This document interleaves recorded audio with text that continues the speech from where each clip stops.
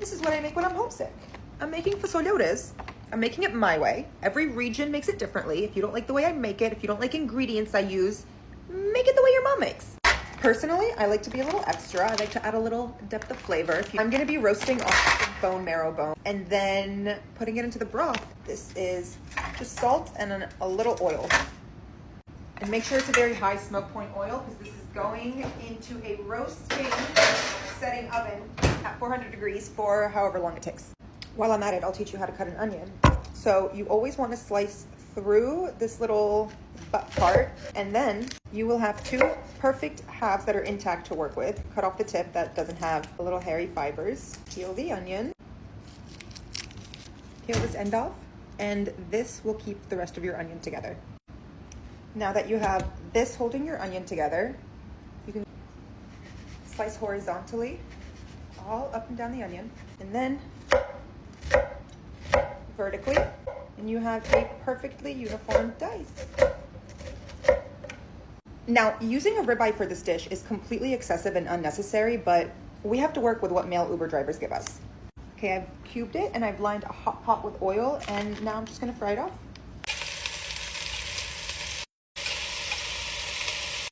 Now we add the onions. And all of my garlic presses are dirty, and I don't feel like chopping it up, so. Yay. Okay, once the onions have cooked down so that they're a little translucent, you can add the garlic. Just have to make sure that the temperature isn't that high so you don't burn the garlic because that's not a yummy taste. So once that's cooked down, you can take your tomato paste. I usually put it right into a hot pot and then saute it and then add water. For the spices, I don't really know what to tell you. It's cinnamon and cumin, and this is why it's really hard to cook something you haven't tasted before because you have no point of reference.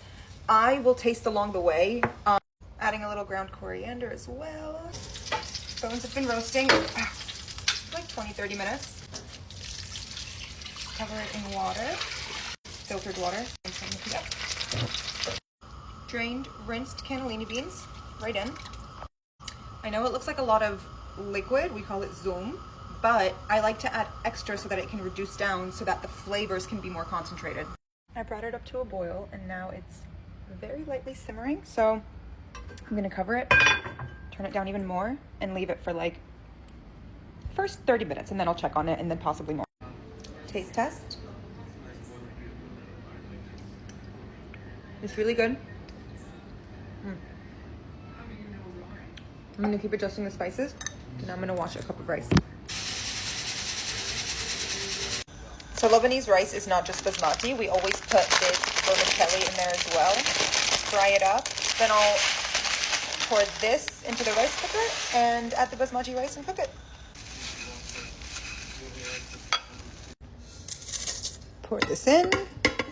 I'll scrape that in a second. Then the rice.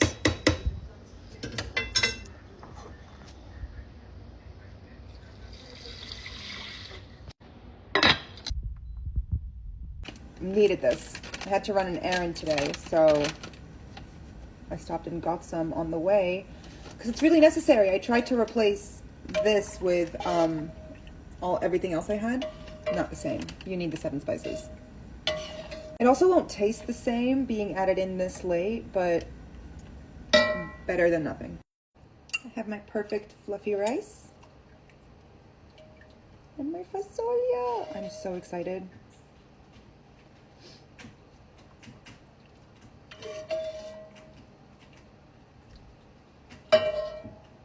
Yalla, sahten. This is how I like to eat it. Cold Tabasco, because Tabasco has very lemony and garlic undertones, so it goes really well with this specifically. And then a little bit of lemon. Oh my god. I got that missed my eye. A lot of lemon. I love lemon. Little mix. A little more Tabasco. Oh, hello, baby. Come here. Can you say hi?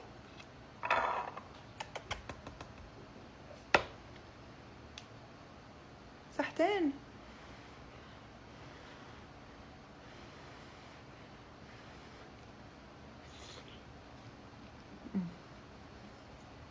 So hot.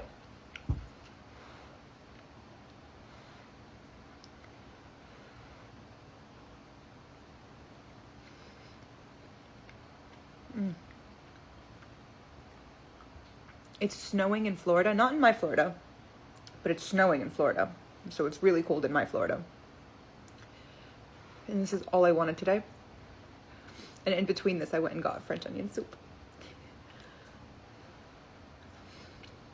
But thank God I did, because it does not taste the same without 7 spices.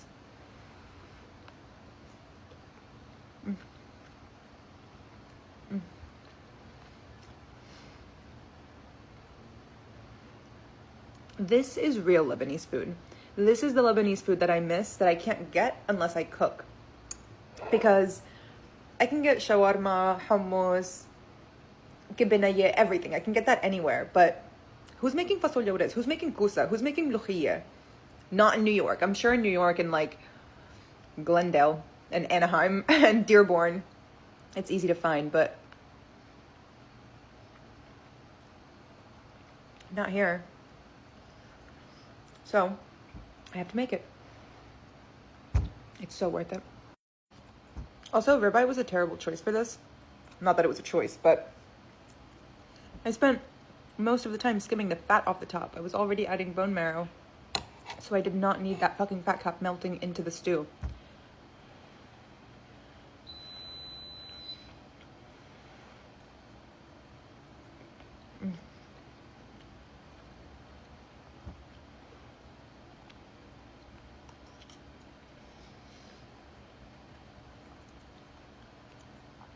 Oh, that lemon brings out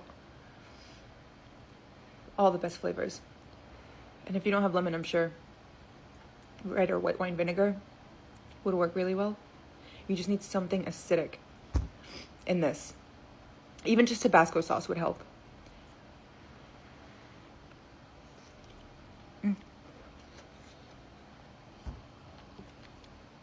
Bye, love you.